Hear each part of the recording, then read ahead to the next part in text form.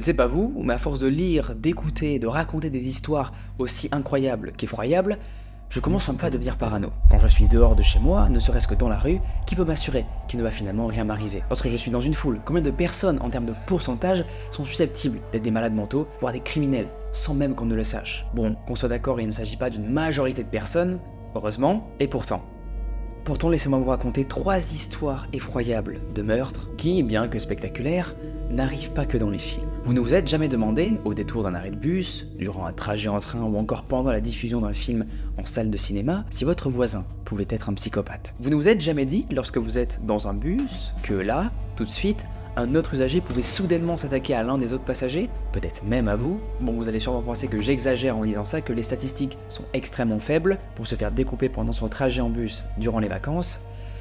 Et pourtant, encore une fois, accrochez-vous car si les statistiques sont probablement très faibles, elles n'en sont malheureusement pas inexistantes pour autant. L'histoire que je m'apprête à vous raconter est sûrement la plus barbare de ma chaîne. D'ailleurs, ces histoires, je les trouve pas seules, je les trouve avec Julie, ma script, que je remercie ici en vidéo. Elle m'aide pas mal à améliorer mes vidéos, sur l'écriture surtout, pour que j'évite de dire le moins de conneries possible, que vous ayez que des informations vérifiées. Voilà, elle m'aide beaucoup pour ça, donc je tenais à la remercier ici, et n'hésitez pas à le remercier en commentaire. Je pense qu'après avoir entendu cette histoire plus immonde, vous penserez à regarder différemment votre voisin de salle d'attente chez le médecin, en vous disant que, cela n'arrive pas qu'aux autres.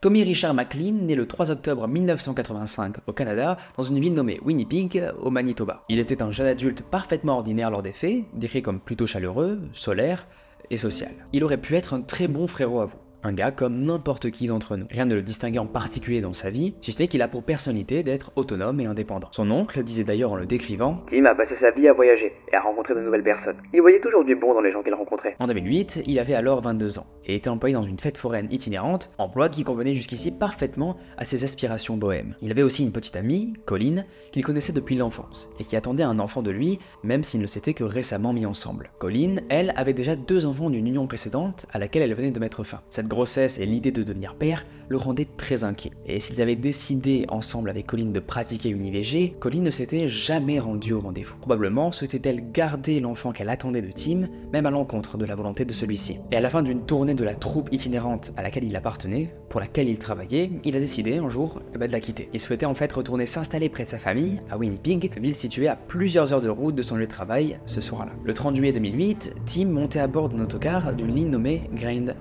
sans se douter une seule seconde que cet autocar deviendra son supplice. Le funeste trajet. En soirée, l'autocar Greyhound 1170 quittait Edmonton à destination de Winnipeg via l'autoroute. Tim s'était installé à l'arrière. De nature sociale mais autonome, il a été rapporté par plusieurs témoins que, avant de s'installer et mettre ses écouteurs dans les oreilles, il a salué tout le monde. Cela montrait vraiment tout le respect qu'avait Tim envers les autres. Et une rangée derrière lui se situaient les toilettes du car. Vers 19h, le véhicule s'est arrêté pour prendre de nouveaux passagers. Mais il n'y en avait qu'un seul, un illustre inconnu pour Tim et tous les autres passagers du bus. Enfin, inconnu pas tellement, jusqu'à ce dramatique trajet. Cet inconnu, c'était Vincent Wigan Lee. Et croyez-le ou non, il est, avec la crise Covid, l'une des horreurs mondiales les plus connues liées à la ville de Wuhan. En 1992, en effet, il est diplômé de l'Institut de technologie de la ville avant de travailler jusqu'en 1998 à Pékin, en tant qu'ingénieur en logiciel informatique. Lee avait immigré au Canada le 11 juin 2001 et il en est devenu citoyen le 7 novembre 2006. C'est aussi sur le continent nord-américain qu'il a rencontré son épouse, Anna. Mais ça, c'est pas tellement important à vrai dire. Subvenant à ses besoins et ceux de son épouse comme il pouvait, il a entre autres travaillé pour une église dont le pasteur, Tom Castor, a affirmé qu'il était un employé dévoué et soucieux de bien faire son travail. Mais cependant, il existait une barrière quant à la langue que Vince Lee ne maîtrisait pas encore. Il n'avait pourtant jamais démontré d'excès de rage ou de crise de colère et ne s'était jamais fait remarquer, que pour sa connaissance et son enthousiasme à travailler. Les employeurs suivants ont également témoigné de l'exemplarité de Vince Lee au travail et jamais personne ne s'était plaint qu'un quelconque comportement violent, ni même étrange ou suspicieux, qui aurait pu prédire ce qui allait se passer d'horrible par la suite. Pourtant, Vince Lee s'avérera avoir été frustré de sa situation, car en dépit de son haut niveau de formation et de ses diplômes, l'immigration et la barrière de la langue le condamnaient à tout recommencer, en quelque sorte sur le plan professionnel, et il ne trouvait que des emplois précaires. Enfin, pour ne pas arranger la situation de celui-ci, il est diagnostiqué par un psychiatre comme étant schizophrène. Mais Vince Lee ne prenait pas le traitement qui lui avait été prescrit. Son état mental, comme il ne prend pas les médicaments, vous l'avez deviné, va se dégrader d'année en année, et il va commencer petit à petit à montrer un fort déséquilibre psychique. Le parfait exemple que je peux vous donner là pour vous montrer qu'il est en train de dériver complètement, le Vince, il a subitement, du jour au lendemain, quitté sa femme en ne laissant seulement qu'un post-it sur la porte où il est écrit ceci: je m'en vais, ne me cherche pas, j'aurais aimé que tu sois heureuse. Avant de monter dans le bus, cette terrible nuit de juillet 2008, il avait d'abord voyagé par le biais d'une autre ligne de la même compagnie, de laquelle il était finalement descendu pour en prendre une autre, sans qu'on ne sache vraiment pourquoi il a fait ça. Il venait de passer la nuit à attendre l'autocar, assis sur le banc d'arrêt de la ligne, tout seul, regardant droit devant lui, et ça on le sait grâce au seul témoin qu'il y avait sur place, qui a rapporté avoir constaté un comportement assez étrange chez Vince Lee. Le témoin, qui se souvenait de l'homme pour son comportement particulièrement étrange, a aussi vu Lee vendre un ordinateur qu'il avait sur lui. Il aurait vendu apparemment 75 $ à un gamin qui passait par là. Lorsqu'il est monté dans le bus dans lequel se trouvait Tim McLean, il a été décrit par plusieurs témoins comme étant un homme de grande taille, dans la quarantaine, à la tête rasée et portant des lunettes de soleil. Dans un premier temps, depuis sa montée jusqu'à un autre arrêt, il s'était installé à l'avant de l'autobus. Après un autre arrêt du véhicule dans la ville de Brandon, qui permet à Tim de descendre fumer une cigarette, Vince Lee a changé de place et s'est ensuite assis auprès de Tim, qui s'était paisiblement installé. La musique sur les oreilles, endormi par le trajet, Tim aurait à peine réagi à la présence de son voisin. De nature sociale et autonome, il est probable que la présence du copassager ne le dérangeait pas, puisqu'il prenait les transports en commun et qu'il était normal que d'autres passagers utilisent les lignes d'autocar. Le trajet continuait donc le long de la route transcanadienne, a priori de manière paisible. Aucun des passagers ne se doutait qu'ils étaient sur le point, tous, de vivre la nuit la plus traumatisante de leur vie. Le car roulait alors la nuit, les passagers majoritairement ensommeillés, bercés par la diffusion du film La légende de Zorro sur les écrans du bus, patientaient afin d'arriver à leur destination respective. Mais là, brusquement, sans que personne ne comprenne, un cri terrifiant a résonné dans l'habitacle. Les témoins du drame ont rapporté plus tard qu'une fois après avoir saisi la situation, ils ont compris qu'il s'agissait du jeune passager avec les écouteurs, Tim, qui hurlait de terreur et de douleur. Vince Lee était en réalité en train de poignarder au cou et à la poitrine Tim avec un gigantesque couteau. Et dites-vous que Tim va vivre cette horreur indescriptible encore adossée à la vitre du bus dans la position qu'il avait durant son sommeil. Mais la situation, déjà incroyablement effroyable, ne faisait que commencer. Possédé comme un diable en pleine crise, Vince Lee va continuer à poignarder Tim. Les témoins diront même qu'il était mécanique dans ses gestes. À ce stade, j'aimerais vraiment savoir comment vous aurez réagi face à une telle situation horrible. Est-ce que vous avez déjà été témoin de ce genre de scène? Bon, c'est très rare, c'est un faible pourcentage, j'imagine en commentaire, qu'il n'y aura pas tout le monde qui dira oui, moi oui, j'ai vécu ça. Évidemment non, j'en suis conscient, mais j'aimerais bien savoir si des gens en commentaire ont vécu ce genre d'histoire. Est-ce que vous avez déjà été face à une situation traumatisante à ce point-là? Dites-moi tout en commentaire, je prendrai le temps de les lire. Rapidement alerté par les hurlements de terreur des passagers qui l'enjoignant de s'arrêter, Bruce, le chauffeur de l'autobus, a stoppé le véhicule sur le bord de la route et tous ont fui en dehors du véhicule. Tous vont se mettre à crier à Vince Lee de poser son arme, d'arrêter. Mais chacun, il faut se l'avouer, craignait aussi pour sa vie. Ici encore, je serais assez curieux de savoir ce que vous auriez fait à la place d'un témoin. N'hésitez pas encore une fois à me le mettre en commentaire. Seul Bruce, le chauffeur, était resté dans le bus pour tenter de venir en aide à Tim. Mais effrayé par Vince Lee qui le menaçait aussi, il a fini par sortir rapidement en verrouillant les portes du bus derrière lui, abandonnant définitivement, dans la panique, le jeune Tim McLean à son terrible sort. La seule solution pour eux était maintenant d'appeler les forces de l'ordre, afin qu'elles viennent maîtriser le forcené, désormais piégé sur la scène de son crime. La circulation continuait sur la route, et Christopher, un chauffeur de 28 ans, alerté de voir un bus et ses passagers à l'extérieur sur le bas-côté, a décidé de s'arrêter pour voir s'il pouvait leur venir en aide. Malheureusement, il ne pouvait pas faire grand-chose pour Tim. Et lorsqu'il s'est rendu compte de la situation qui paniquait les passagers, il est allé chercher dans son camion tout ce qu'il trouvait pour consolider au mieux les barricades et maintenir l'agresseur à l'intérieur du bus. Pendant que les témoins, horrifiés et démunis, attendaient encore les forces de l'ordre, un autre chauffeur d'autobus de la compagnie Greyhound, Bernie, qui passait par l'autoroute et a vu son collègue en difficulté sur le bas-côté, s'est aussi arrêté. En comprenant l'horreur de la situation, il a essayé lui aussi à son tour de venir en aide à Tim.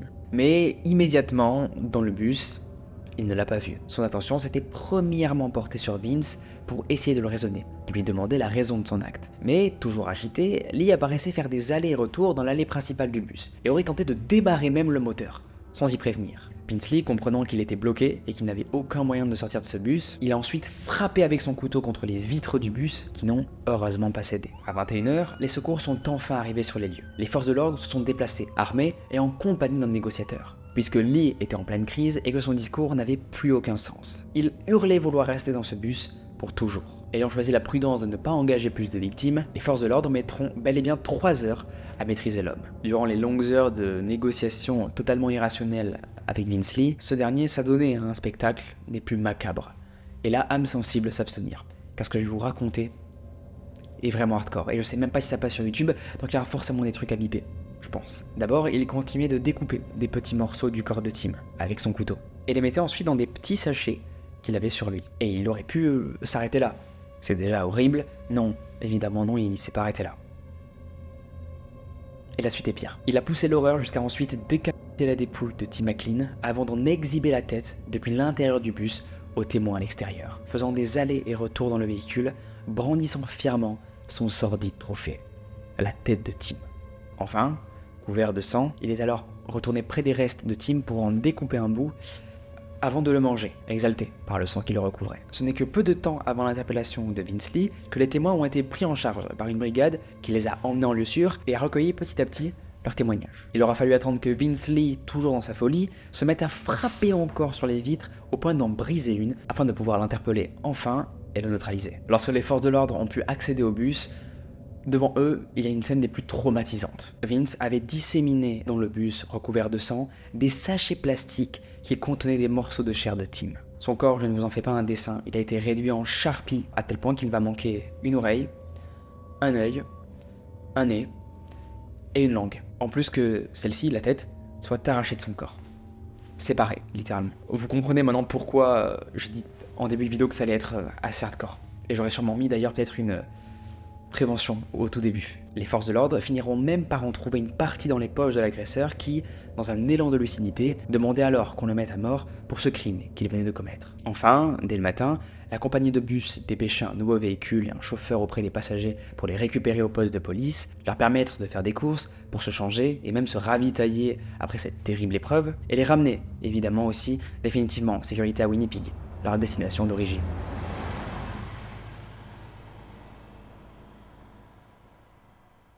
Je pense qu'il faut vraiment en être victime pour imaginer le trauma que ça a dû leur laisser. Je ne sais même pas si j'aurais eu la force moi après de reprendre des transports en commun.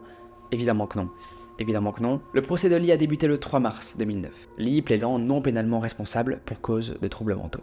Évidemment. Il reconnaissait, certes à avoir commis l'infraction, mais ne pas avoir eu le contrôle de son esprit, et donc d'avoir été incapable de juger de la nature et de la qualité de l'infraction, et de savoir que l'acte était mauvais. Le psychiatre de Lee va même déclarer pendant le procès que la psychiatrie qu'il avait ne permettait pas normalement de l'inculper. Il a affirmé en fait que Vince Lee était dans l'obligation d'attaquer Tim McLean, car des voix qu'il croyait provenir de Dieu lui disaient de tuer McLean, sans quoi il se serait lui-même tué. En fait, pendant son épisode psychotique, McLean ne voyait pas du tout Tim McLean, mais bien en fait un extraterrestre, un démon, une vraie force du mal devant lui. Tim devait pour lui être détruit, à tel point qu'il a jugé nécessaire de mutiler le corps de Tim McLean. Le 5 mars 2009, Vince Lee, alors âgé de 40 ans, a été reconnu non criminellement responsable du meurtre.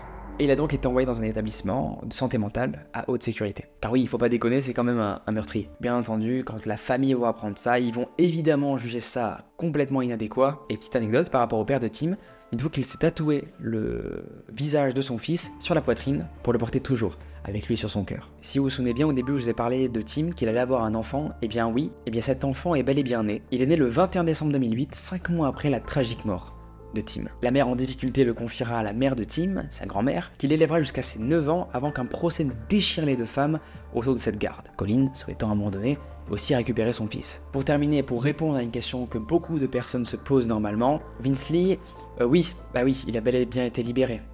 Le 8 mai 2015, soit il y a presque 10 ans maintenant. Ce mec est en liberté actuellement. Bon, il va être suivi psychologiquement, mais là, il est potentiellement quelque part en liberté. Et ça me terrifie de savoir ça. Car si ce mec-là est en liberté, ce qui me fait d'autant plus peur, c'est cette information-là. Car si les psychiatres estiment qu'en prenant un traitement adapté, il n'y a que 7% de probabilité de récidive, c'est quand même 7%. Ce n'est pas rien. Donc restez quand même aux aguets la prochaine fois que vous prenez un bus. Prenez le vélo, en vrai, c'est une option qui peut être cool. Évidemment non, il faut pas psychoter non plus. Vivez votre vie, mais quand même, faut toujours rester sur ses gardes. Le spider-sense, on n'oublie pas. Car je pense que vous n'aimeriez pas trop partager un bout de chemin avec lui. Laissez-moi vous raconter pour la deuxième histoire, l'histoire de Charles Cullen. Une histoire vraie, bien sordide, qui a inspiré le film The Good Nurse. En principe, lorsqu'on est hospitalisé, on s'attend à être pris en charge par une équipe de professionnels qualifiés. Vous êtes malade, vous avez besoin d'une opération chirurgicale, d'examens médicaux pointus, ou aller ailleurs qu'à l'hôpital. Sauf pour eux qui en ont la phobie évidemment, les hôpitaux sont bien les lieux où le personnel est au service du bien, de la santé et de l'usager. Comme on dit, à l'hôpital, on sait quand on rentre, mais on ne sait pas vraiment quand on sort. Déjà en raison de la longue prise en charge, mais aussi en cas d'urgence. Certains même n'en sortent malheureusement jamais. Ce sera le cas de tous les patients de l'ange de la mort, Charles Cullen. Cet infirmier qui n'aimait pas soigner, mais donnait la mort à tous ses patients. Charles Edmund Cullen, né le 22 février 1960 dans une ville nommée West Orange, qui se situe dans le New Jersey, aux États-Unis. De famille catholique de classe ouvrière, il était le dernier d'une famille de 8 enfants, soit d'une famille nombreuse. La même année de sa naissance, alors que Charles n'avait encore que 7 mois, son père, Edmund, qui était chauffeur de bus, lui, décéda. Cullen a lui-même décrit son enfance comme misérable, et a affirmé avoir été constamment intimidé par ses camarades de classe et les petits amis de ses sœurs. À l'âge de 9 ans, l'horreur va commencer pour Cullen. À l'âge de 9 ans, il va faire sa première tentative de suicide. Et de quelle manière, vous allez me dire? Eh bien, il va tenter de se donner la mort en buvant des produits chimiques provenant d'un coffret de chimie. Le 6 décembre 1977, Cullen, alors âgé de 17 ans, était alors en dernière année de lycée, et a appris, ce jour-là, un événement des plus horribles. Sa mère vient d'être tuée dans un accident de voiture. Il a une vie de merde, le mec a une vie de merde, vraiment, il a rien dans sa vie qui est positif quoi. C'est vraiment terrible pour un enfant de vivre ça en vrai de vrai. Même s'il a fait des trucs horribles par la suite, c'est assez chaud de vivre ça quand même. Cullen a décrit que la mort de sa mère a été des plus dévastatrices pour lui. De plus, il avait été particulièrement bouleversé par le fait que l'hôpital ne l'avait pas immédiatement informé de sa mort et avait alors incinéré son corps au lieu de le restituer. L'année suivante, Cullen a été diplômé du West Orange High School et s'est ensuite enrôlé dans la marine américaine, dans laquelle il a servi à bord du sous-marin USS Woodrow Wilson. Il a réussi la formation de base et les examens psychologiques requis pour les équipages de sous-marins, pour lesquels il devait passer jusqu'à 2 mois d'affilée immergé dans un navire exigu. Cullen a même atteint le grade de maître de 2e classe au sein de l'équipe qui exploitait les missiles du navire. En dépit de cette apparente réussite professionnelle, socialement, avec Cullen y présentait toujours des difficultés d'intégration. Effectivement, il ne s'était pas réellement intégré dans son séjour avec la marine. Et pour ne pas arranger du tout la situation, il s'est fait harceler et intimider par ses camarades d'équipage. Un an après le début de son service, le premier maître de Cullen, à bord du Woodrow Wilson, le découvrit assis aux commandes du missile, portant un masque chirurgical, des gants et une blouse plutôt que son uniforme. L'acte en lui-même est déjà bien assez flippant. Est-ce qu'on peut dire que c'était un signe avant-coureur de ce qu'il allait faire? Potentiellement, ouais. Cullen, il a été évidemment blâmé pour ce geste-là, que personne ne va comprendre, mais pourtant il ne va jamais donner une justification à ce geste-là. Il va rien dire. On va lui poser la question, il va... Ah non, je sais pas. Personne ne va savoir pourquoi il a fait ça. La marine l'avait donc ensuite affecté à un travail moins exigeant, et moins haut dans l'échelle des responsabilités. Mais cela ne va pas pour autant l'arranger psychologiquement, il va tenter à nouveau de se suicider, ce qui va l'emmener à se faire interner à plusieurs reprises dans le service psychiatrique de la marine. Cullen avait donc fini par recevoir une libération médicale de la marine en 1984 pour des raisons non divulguées. Peu de temps après sa sortie, Cullen s'inscrit à l'école de soins infirmiers, et pas n'importe où, à l'hôpital Mountainside à Montclair, dans le New Jersey. Élu délégué de sa classe, il a obtenu son diplôme en 1986 avant de commencer à travailler à l'unité des brûlés du centre médical de Saint-Barnabas à Livingston, au New Jersey. Il a alors 26 ans à ce moment-là. Cullen a rencontré l'année suivante, en 1987, une dénommée Adrienne Baum, qui deviendra ensuite sa femme. Leur fille, la première des 2 filles, naît plus tard cette année-là. Cependant, l'épouse de Cullen se sentait de plus en plus perturbée par le comportement de son mari, qu'elle qualifiera même plus tard d'inhabituel. Et elle témoignera aussi de ses abus envers les chiens de la famille. Et le pire dans tout ça, c'est que ce n'était que le début d'une série de comportements déviants dont fera preuve Charles Cullen. Charles Cullen, avant que sa femme elle-même ne le dénonce, avait déjà commencé à œuvrer dans l'ombre. Dès l'année 1988, peu après sa prise de poste à l'hôpital Saint-Barnabé, les premiers meurtres qu'il avouera plus tard eurent lieu. Le premier meurtre qu'on peut retracer date du 11 juin 1988. Il avait alors administré une surdose mortelle de médicaments par voie intraveineuse à un patient. Cullen, durant son procès, avait admis avoir tué plusieurs autres patients à Saint-Barnabé, y compris un patient atteint du sida, décédé après qu'il lui ait administré une surdose d'insuline. En janvier 1992, il avait précipitamment quitté son poste, période qui correspond étrangement à une enquête menée à l'hôpital par les autorités hospitalières sur les sacs IV contaminés. Et l'enquête, devinez quoi? Oui, a déterminé plus tard que Cullen était sûrement la personne qui avait contaminé ces IV. Tout ça entraînera une dizaine de patients de mort à l'hôpital. Un mois après avoir quitté Saint-Barnabé, l'infirmier avait accepté un emploi à l'hôpital Warren de Phillipsburg, dans le New Jersey. Bien entendu, il n'y a aucune raison pour qu'il ait stoppé ses activités criminelles. Et effectivement, durant son séjour et sa présence pendant ses heures de garde, ce ne sont pas moins de 3 femmes âgées qui ont été victimes d'une surdose d'un médicament, pour le cœur, le digoxine. Cette dernière victime, qui avait miraculeusement échappé à la mort, avait déclaré qu'un infirmier sournois lui avait fait une injection alors qu'elle dormait. Cependant, les membres de la famille et les prestataires de soins de santé de l'hôpital ont rejeté ces commentaires comme étant infondés, probablement en raison de son âge et des traitements administrés pour la soigner qui auraient pu la rendre délirante. 1993. 4 ans après leur rencontre, en plein divorce conflictuel avec sa femme, il a fini par emménager l'année suivante, dans un appartement situé en sous-sol à Phillipsburg. Elle avait demandé une ordonnance de non-communication contre lui, fondée sur sa crainte qu'il puisse la mettre en danger, elle et surtout ses enfants. Elle a affirmé que Cullen avait versé de l'essence à briquet dans des boissons de personnes, brûlé les livres de sa fille et laissé ses filles même avec un babysitter pendant une semaine. Cullen, à l'époque, avait nié ces accusations, affirmant que sa femme exagérait de fou. Néanmoins, elle continue à insister sur le fait que son mari, Cullen, est réellement victime d'une maladie mentale. Cullen a affirmé plus tard qu'il a voulu quitter le métier d'infirmier à ce moment, soit en 1996, mais que le paiement de la pension alimentaire pour enfants ordonnée par le tribunal l'avait forcé à continuer à travailler. De nombreux indices laissaient pourtant à penser qu'il aurait peut-être fallu ce monsieur le mettre hors d'état de nuire, car ça l'aurait très certainement empêché de faire ce qu'il avait prévu de faire. Et ce que je vous ai raconté, c'est pas encore le pire. Car la même année, en 1993, il était aussi entré par effraction dans la maison d'une collègue, alors que elle et son jeune fils dormaient. Mais ça va. En vrai, il aura rien fait, il est juste parti sans les réveiller. Mais alors, encore une fois, pourquoi un tel acte? Pourquoi il a fait ça? Eh bien, en réalité, il semblait épié, traqué. En d'autres termes, il stalkait en fait la femme en question, qui a fini d'ailleurs après par porter plainte, évidemment. C'est logique. Il fut arrêté et inculpé pour cet acte. Le lendemain de son arrestation, il a tenté de se suicider à nouveau, mais il s'en est sorti. Et lors de son procès, plaidant coupable d'intrusion, il a écopé 1 an de probation avant de prendre 2 mois de congé durant lesquels il a été traité pour dépression dans 2 établissements psychiatriques. Mais il est conduit très vite à reprendre le travail. Et en septembre, une patiente atteinte d'un cancer, âgée de 91 ans, à l'hôpital Warren, a rapporté que Cullen, qui n'était pas du tout son infirmière assignée, était entré dans sa chambre et lui avait injecté une aiguille avant de décéder le lendemain. Alors avant, elle a rapporté ça avant de décéder. Évidemment, elle ne l'a pas dit après, sinon vous me direz que c'est pas logique, je comprends. Et Charles Cullen, eh bien il va réussir à faire passer ça pour une mort naturelle. À tel point que le fils de la personne décédée, de la femme âgée, va devoir forcer et protester contre la conclusion que ce soit une mort naturelle. L'hôpital, qui avait visiblement de forts soupçons sur Charles Cullen, lui avait fait passer un test au détecteur de mensonges, qu'il a réussi, ainsi qu'à plusieurs autres infirmières. Il avait tenté de se suicider à de nouvelles reprises à la fin de l'année, mais a continué à exercer son métier, chez Warren, jusqu'au printemps suivant, puisqu'il a ensuite été assigné dans l'unité de soins intensifs de Underdone Medical Center, à Flemington, dans l'état du New Jersey, poste qu'il occupera pendant 3 années. 1996. Il a affirmé, après son arrestation définitive en 2003, qui mettra fin à sa mission macabre, qu'il n'avait fait de mal à personne au cours des 2 premières années à Underdone. Cependant, les dossiers hospitaliers de cette période avaient étrangement été détruits, et Cullen a admis avoir assassiné 5 patients entre janvier et septembre 1996, toujours avec des surdoses de digoxine. Et pourtant, en dépit des soupçons plus que fondés, des concordances de faits en sa défaveur, il continuera encore d'exercer son métier pendant plusieurs années. Sans pour autant se démarquer puisqu'il s'était fait licencier du poste qu'il occupait ensuite au Morristow Memorial Hospital, pour mauvaise performance. Cullen resta ensuite au chômage pendant 6 mois, et cessa définitivement de verser la pension alimentaire qu'il devait à la mère de ses enfants. Après avoir été diagnostiqué dépressif aux urgences de l'hôpital Warren, il a été brièvement admis en service psychiatrique. On pourrait croire, espérer même que cela mette fin à son horrible carrière, mais non, pas encore. C'est pas fini encore avec lui. 1998. En février, Cullen reprenait du service dans un établissement de santé nommé le Liberty Nursing and Rehabilitation à Allentown, en Pennsylvanie. Pardon pour mon accent, il est affreusement horrible. Mais alors, que faisait-il dans ce service? Il soignait régulièrement des patients dépendants d'appareils de respiration. Bon, vous le voyez venir.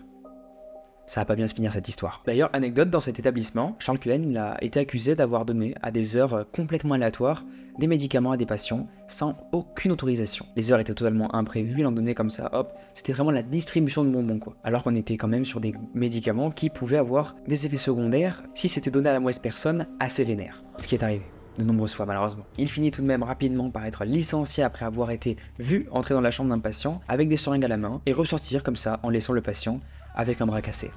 Et non, ce fou furieux ne s'arrête pas là du tout. Après avoir quitté l'Institut Liberty, Cullen a brièvement ensuite travaillé à l'hôpital Edston. Le 30 décembre 1998, fêtant ses 10 ans de carrière de meurtrier, il a assassiné un autre patient. Une analyse sanguine du médecin légiste a révélé des quantités mortelles de digoxine, dans le sang du patient. Mais une enquête interne à l'hôpital d'Easton n'avait pas été concluante. Les preuves ne désignaient pas définitivement Cullen comme le meurtrier, même avec ses antécédents d'instabilité mentale et le nombre de décès au cours de son emploi dans divers hôpitaux. Cullen a continué à trouver un travail. Le mec, peu importe ce qu'il fait, il a du travail. Il peut tuer des gens, tu es embauché.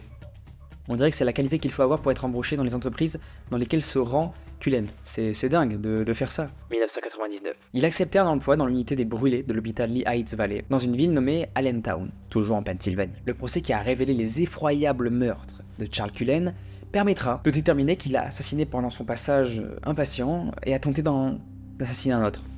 Aussi. Il s'est dit c'est peut-être mieux. Un mois plus tard, il démissionnait volontairement de l'hôpital et acceptait un emploi dans l'unité de soins cardiaques de notre établissement, l'hôpital Saint-Luc, à Bethlehem, en Pennsylvanie. Je ne comprends pas qu'il n'existe pas une liste de boycott où on identifie les personnes qui ont fait de la merde dans les hôpitaux, qui ont peut-être tué des personnes, une sorte de liste noire pour que les hôpitaux, les prochains, ne prennent pas ces personnes. C'est affreux quoi, c'est affreux gars. Le 11 janvier 2000, il a de nouveau fait une tentative de suicide en allumant un barbecue au charbon de bois dans sa baignoire, espérant succomber à une intoxication au monoxyde de carbone. Sauf que ça n'a pas marché. Et oui, ses voisins ont senti comme une odeur bizarre, une fumée étrange, et ont appelé directement les pompiers et la police. Ce qui a conduit directement Charles Cullen dans un service psychiatrique d'urgence dans un hôpital. Et le lendemain, il est retourné au travail. À l'hôpital Saint-Luc, personne ne soupçonnait Cullen d'assassiner des patients. Jusqu'à ce qu'un collègue à lui retrouve des flacons de médicaments dans une poubelle. En parallèle, 7 de ses collègues de Saint-Luc l'ont dénoncé au procureur. Mais pour des raisons qu'on ne comprend pas, et que personne ne comprend, vraiment c'est incompréhensible, les enquêteurs ne vont jamais se pencher sur le passé de Cullen. Et l'affaire a été abandonnée 9 mois plus tard, faute de preuves. Seule une enquête, interne à l'hôpital et non effectuée par la police, a montré que Cullen avait pris ce médicament et Saint-Luc lui a proposé de démissionner en recevant une recommandation neutre, ou d'être licencié. L'hôpital lui proposait donc une forme d'arrangement à l'amiable, silencieux, ce qui peut aujourd'hui, vous l'aurez deviné, être qualifié de tout simplement scandaleux quoi. Sans toutes ces enquêtes internes, donc menées par les services des hôpitaux eux-mêmes, qui ont gardé le silence sur les agissements de Cullen, il aurait pu être mis hors d'état de nuire, bien plus tôt. Face au choix que lui proposait l'hôpital, en juin 2002, il acceptait donc la démission. Enfin. Mais il ne démissionnait pas pour autant de ses macabres occupations. 2002. En septembre 2002, Cullen a commencé à travailler dans l'unité de soins intensifs du Somerset Medical Center à Somerville, dans l'état du New Jersey. Dans cette ville, et bien que sa dépression s'aggravait, il avait aussi commencé à fréquenter une femme. Pendant ce temps, l'enquête montrera qu'il avait alors tué au moins 13 patients et tenté d'en tuer au moins un de plus à la mi-2003, en utilisant toujours le même produit, de la digoxine, mais aussi de l'insuline et de l'épinéphrine. Il avait tenté d'assassiner Philip Gregor, un patient du Somerset, qui a échappé à son agression, mais décédera de mort, malheureusement naturelle, 6 mois plus tard, en dehors de l'hôpital. Cependant, l'hôpital de Somerset commençait à remarquer les actes répréhensibles de Cullen. Et ça, ils vont le remarquer de la manière suivante. Cullen se rendait dans des chambres, prenait des dossiers informatisés de patients auxquels il n'était pas du tout affecté. Le mec était chez lui. Il fouillait partout alors qu'il n'avait pas du tout le droit. Les armoires de distribution de médicaments informatisés de l'hôpital montraient qu'il demandait des médicaments qui n'avaient pas été prescrits à ses patients. Ces demandes de médicaments comprenaient de nombreuses commandes qui ont été immédiatement annulées et de nombreuses demandes à quelques minutes d'intervalle. Stratagème connu du personnel hospitalier pour retirer des tiroirs verrouillés des médicaments non prescrits. La commande est annulée et le médicament reste dans le stock.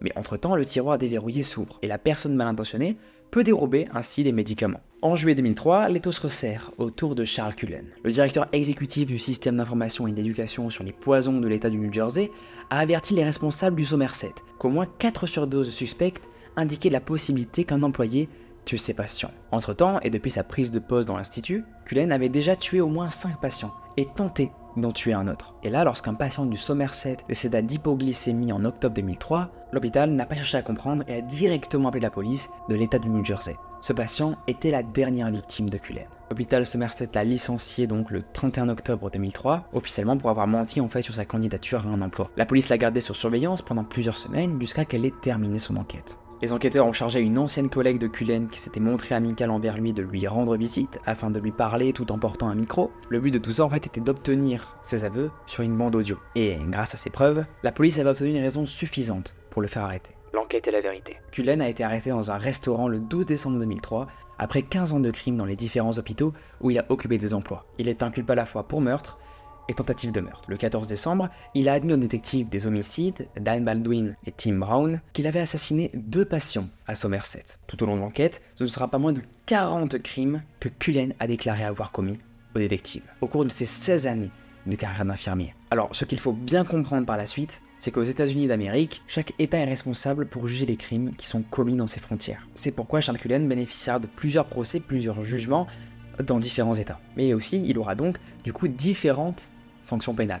En novembre 2004, Cullen a plaidé coupable devant un tribunal d'Allentown pour avoir tué 6 patients et tenté d'en tuer 3 autres. Il a interrompu à plusieurs reprises la procédure en larguant le juge avec cette phrase-là: « Votre honneur, vous devez démissionner », avant que les autorités ne reçoivent l'ordre de le bâillonner. Et même après l'avoir bâillonné, il a continué à répéter cette phrase régulièrement et de plus en plus fort. Lors de cette audience d'ailleurs, Platt lui a infligé 6 peines à perpétuité supplémentaires. Dans le cas de son accord de plaidoyer, Cullen a travaillé avec les forces de l'ordre pour identifier d'autres victimes. Et le 2 mars 2006, Cullen a donc été condamné à 18 peines consécutives à perpétuité par l'État du New Jersey. Actuellement, il fait partie des détenus dans la prison de l'État du New Jersey. Et rassurez-vous, en raison du nombre de peines dont il a écopé, il ne sortira jamais. Ce mec, vous inquiétez pas, à défaut du premier gars qu'on a parlé, lui, pas comme Vince, il ne sortira pas. Cette sordide histoire aura au moins fait quelque chose de positif. Elle aura contribué à améliorer les encadrements pendant le recrutement des personnels de santé. Enfin, du moins, j'imagine, et j'espère. Mais évidemment, cela n'enlève à rien l'horreur dans laquelle a basculé la vie de tous les défunts, toutes les personnes qui ont été victimes de Charles Cullen. Mes condoléances à toutes les familles qui ont été victimes de ce mec-là, surtout parce que les familles ont dû bien charger, ça a dû être horrible. Ça m'a retourné le bide. Bref, je vais faire une petite pause et on passe du coup à la prochaine histoire. Merci à toutes les personnes qui sont encore là, cette vidéo est assez longue, je voulais vous régaler, vous faire un gros format long, parce que je sais que vous adorez ça, que vous adorez les histoires compilées où il y a beaucoup d'informations, beaucoup de détails. Donc voilà, c'est pour vous les amis et j'espère que ça vous aura fait plaisir. C'est pas fini, il reste encore une histoire, elle est encore bien conséquente, avec plein de détails morbides. Vous allez voir que là, c'est vraiment hardcore. Encore une fois, âme sensible, c'est la fin de la vidéo, c'est normal que je bégaye. Âme sensible, s'abstenir. Bref, je ne vous demanderai pas de liker, de vous abonner, indirectement je le fais. En vrai, indirectement je le fais. Je vais pas forcer avec ça, mais voilà, si vous aimez la vidéo, n'hésitez pas, en vrai ça fait toujours plaisir, ça soutient de fou la chaîne pour qu'elle évolue. Bref, je me perds, commençons cette dernière histoire. Le dahlia, plante originaire du Mexique, est prisée par les jardiniers du monde entier pour ses fleurs magnifiques. Elle a été découverte par les botanistes européens au XVIIIe siècle lors des grands voyages de découverte et de commerce. Depuis, ils fleurissent les jardins européens de leurs couleurs chatoyantes. Mais l'histoire dont on va parler aujourd'hui, surnommée le dahlia noir, est très loin d'être aussi parfait et beau que la fleur que vous avez devant vos yeux. De par son nom, déjà, le dahlia noir nous indique que d'un jardin coloré dans les ténèbres, il nous fait basculer.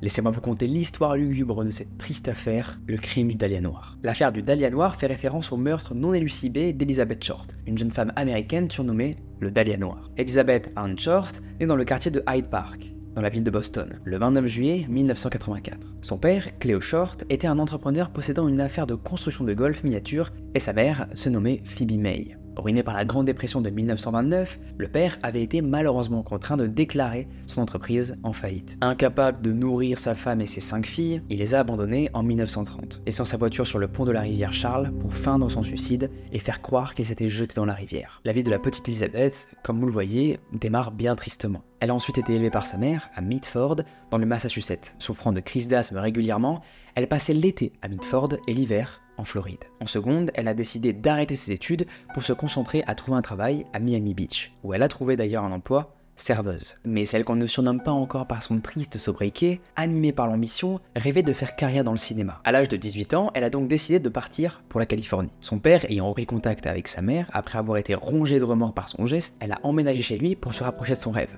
la ville d'Hollywood. En 1983, toujours avec son père, ils ont ensuite déménagé dans la ville de Los Angeles, avant qu'elle ne quitte le foyer à cause de leur rapport conflictuel, selon un témoignage de l'époque. Pour subvenir à ses besoins comme elle pouvait, elle a accepté un emploi d'hôtesse de caisse dans un magasin de l'armée à Camp Cook, toujours en Californie. Puis elle a pris destination de Santa Barbara, où elle fut arrêtée le 23 septembre 1943 pour consommation illégale d'alcool par une mineure. Elle va être donc, renvoyée chez sa mère à Mitford par la brigade des mineurs. Gagnant alors principalement sa vie comme serveuse, elle a ensuite résidé dans différentes villes de Floride, avec quelques retours occasionnels dans le Massachusetts pendant quelques années. Et il y a rencontré celui qui proposera de l'épouser plus tard, un officier de l'armée de l'air, le major Matthew Michael Gordon Jr. Après avoir vécu une enfance pas si dingue, sous le signe de l'abandon paternel, elle semblait être sur la bonne voie pour former son propre foyer, sa propre famille. Mais malheureusement, une chose va venir casser tous ses rêves qu'elle avait. Son fiancé, mobilisé pendant la Seconde Guerre mondiale, décédera en Inde, dans un accident d'avion, le 10 août 1945. En juillet 1946, surmontant son chagrin pour son ambition, elle a pourtant trouvé la force de reprendre le chemin de la Californie à destination d'Hollywood, toujours ayant pour objectif de devenir actrice. En 1946, accumulant les petits emplois par-ci par-là, elle finit par trouver l'amour en la personne de Joseph Gordon Finking, avant de rompre. Très vite après. Oui, parce que Elizabeth, c'était pas le genre de personne, à cette époque-là, qui restait avec un homme et pendant une durée assez longue. C'était tout l'inverse de ça. Pendant ces périodes de célibat, la jeune femme, réputée pour être assez jolie, eh bien, menait une vie de sortie et fréquentait beaucoup d'hommes. Le 9 janvier 1947, elle revint à Hollywood, toujours dans l'ambition des Lumières, mais jamais elle n'en repartira vivante. Et pourquoi? Eh bien, vous allez le savoir très vite et accrochez-vous bien parce que ça va être assez glauque, là maintenant. Au matin du 15 janvier 1947, une mère et sa fille se promenaient dans leur quartier de Los Angeles, aux abords d'un terrain vague. Sur le trottoir, la mère va observer et elle va voir quelque chose. C'est une chaussure féminine. Elle regarde alors plus loin pour distinguer quelqu'un à qui cette chaussure aurait pu appartenir. La mère identifia alors ce qu'elle pensait être un mannequin. De par sa blancheur, le corps, déposé à la hâte sur le sol, démonté en deux parties, comme elle explique, ne pouvait être qu'un mannequin. C'était obligatoirement ça. Ça ne pouvait pas être un corps humain. Ce mannequin était le corps de Elizabeth. Face à l'horreur et après un moment de stupeur, la femme qui réalisait alors qu'il ne s'agissait pas d'un mannequin mais d'un cadavre, prit sa fille dans ses bras et s'enfuit pour alerter la police au plus vite. Le corps d'Elizabeth Short a été retrouvé coupé en deux au niveau de l'abdomen et vidé entièrement de son sang. Plus loin, les enquêteurs retrouveront aussi un sac appartenant à la victime. Certaines pièces du dossier finiront par disparaître avec le temps. De plus, personne, pas même la police, ne prend de précautions sur la scène de la découverte du corps. La scène de crime va être contaminée par des nombreux passages de la police, et même certains journalistes sont allés jusqu'à déplacer le corps sans aucune précaution pour préserver des éventuels indices. L'enquête qui s'en est suivie a prouvé que la scène où on découvre le corps n'était pas la scène du crime. D'une part parce que le corps avait été nettoyé, ne présentait aucune trace de sang lorsqu'il a été retrouvé, pourtant découpé en deux au niveau de la taille, ses entrailles vidées sur le sol. Mais aussi que le lieu de la découverte présentait aucune trace de sang. Enfin, du moins pas assez pour constituer le lieu d'une véritable boucherie. Très vite, le surnom donné à la victime du dahlia noir est popularisé par la presse entière et aurait, pour l'anecdote, plusieurs origines. Suivant des versions, il proviendrait soit de son abondante chevelure brune et de ses vêtements noirs qu'elle avait pour l'habitude de porter, soit d'une fleur de dahlia qu'elle aurait portée dans les cheveux. Mais il peut également et tout en même temps faire référence au film de Blue Dahlia, le Dahlia bleu, sorti peu de temps avant le meurtre et dont l'intrigue est justement fondée sur l'assassinat d'une jeune femme et à la recherche de son meurtrier. L'enquête révélait en raison des traces qu'elle avait sur les poignets, qu'elle avait été attachée et longuement torturée, juste avant de mourir. Les policiers vont supposer que le corps avait été vidé de son sang, probablement dans une baignoire, pour finir par être lavé. L'absence de sang sur les lieux de sa découverte indiquait aussi qu'elle avait été assassinée ailleurs, puis transportée dans le terrain vague. La police avait auditionné les habitants et visiteurs alentours, permettant d'identifier la présence d'une voiture décrite comme grosse et de couleur noire, sans pour autant réussir à identifier le conducteur ou le propriétaire. Des suspects ont aussi été interrogés. On peut citer le dernier petit ami en date de la jeune femme, Jack Anderson Wilson, ou encore un médecin de 40 ans à l'époque qui aurait soigné Elizabeth. La résidence de ce docteur aurait jusqu'à être mise sous écoute lors de l'enquête. Je vous conseille de bien retenir cette information-là. Quelques semaines après la découverte du corps, enquête piétinée quand la presse a alors mystérieusement reçu l'extrait de naissance d'Elizabeth Short, sa carte d'identité et un carnet. Carnet où les coordonnées de 75 personnes étaient inscrites. Le carnet envoyé par un inconnu à la presse, estimé donc appartenir à Elizabeth, avait une page qui semblait être un petit peu cassée, voire même déchirée. Mais encore, beaucoup de médias recevront ensuite des lettres anonymes qui prétendaient avoir été expédiées par le tueur. Plus de 50 personnes avouèrent être à l'origine du meurtre, sans qu'aucune pût être reconnue coupable. Le problème, c'est que la ville de Los Angeles de la fin des années 40 est une ville corrompue, jusque dans sa police, et gangrénée par la mafia, dont de nombreux cas de féminicide non élucidés. Et le meurtre de Dahlia ne va pas échapper à cette règle, il a donc fini par être classé sans suite, faute de preuves. Pourtant, l'histoire est loin de s'arrêter là. Coïncidence ou pas, mais le 10 février 1947, soit quelques semaines seulement après la découverte du corps d'Elizabeth, le corps d'une autre femme, Jeanne French, a été retrouvé dans des conditions sordides et très similaires. Nu, mutilé, le crâne explosé, le corps piétiné, sur son corps il était inscrit avec du rouge à lèvres « Fuck you BD ». Les lettres B et D pourraient correspondre, on ne sait pas, on n'en est pas vraiment sûr, mais on pense que c'est ça, en anglais, à Black Dahlia, donc Dahlia Noire en français. Mais ici encore, il faut restituer les crimes dans leur époque. L'idée criminelle, vous savez, de serial killer n'existait pas encore. Même les recherches ADN, dites-vous, n'étaient pas du tout encore maîtrisées. S'il existait déjà des criminels qui tuaient en série, on ne les appelait pas encore comme ça. Et surtout, on ne reliait pas toujours immédiatement des crimes similaires entre eux. Le lien entre le meurtre de Jane et d'Elizabeth n'est donc pas du tout établi. Et la découverte du corps de Jane French, malheureusement, ne permet pas du tout de relancer l'enquête sur le Dahlia Noir, sur Elizabeth. Et pourtant, on va avoir un rebondissement que personne n'attendait, qui va changer toute l'histoire. En 1999, soit 52 ans après la découverte du corps d'Elizabeth, un policier qui, a priori, n'avait aucun lien avec elle, perd son père, George. Steve Odell est à la retraite depuis 13 ans lorsqu'il doit traverser ce deuil. Et en triant douloureusement les affaires de son défunt père, il a découvert la photographie d'une magnifique femme, qu'il n'arrivait pas forcément à identifier. Steve a donc demandé à la veuve de son père si elle possédait des informations sur cette personne, et celle-ci lui a répondu qu'il s'agissait d'une connaissance que son père fréquentait il y a longtemps. Et non, vous ne rêvez pas.